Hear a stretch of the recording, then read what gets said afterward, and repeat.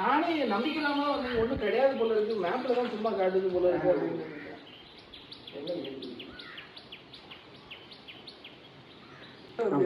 இப்போ அந்த இரும்பு எப்படி பயன்படுத்தினாங்கன்னா, அந்த உள்ள தோண்டி வச்சிருக்காங்க பார்த்தீங்களா? ஆமாம், அது கிக்கலாமல் இருக்கா.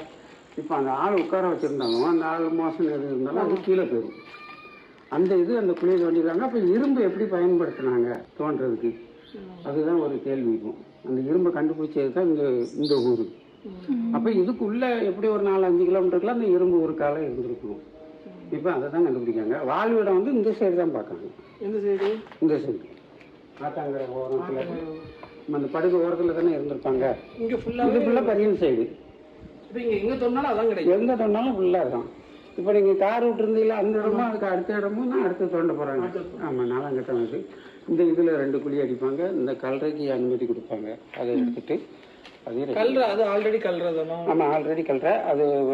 நீங்களுமே அப்படியே தொடர்ச்சியாகவே கல்லறையாவே யூஸ் பண்ணிக்கிட்டே தான் இருக்கீங்க? ஆமாம், எனக்கு ஒரு 30 வருஷத்துக்கு ஆகுதுக்கு மேலேயே இங்கே கல்லறை தான். கல்ற அது நாங்கள் சின்ன பிள்ளையில இந்த இது மாதிரி வெளியே தெரியும், எடுத்து எரிஞ்சு விளையாடுவோம். இதுதான் நமக்கு அவ்வளோ ஃபேமஸ் ஆகுங்கிறது எதிர்பார்க்கல. இப்போ இவ்வளோ தூரத்துக்கு ஃபேமஸ் ஆகிட்டு. ஆனால் இப்போவும் இந்த நம்ம ஊரோட பெருமை இந்த மக்களுக்கு சரியாக இன்னும் தெரிய மாட்டேங்குது.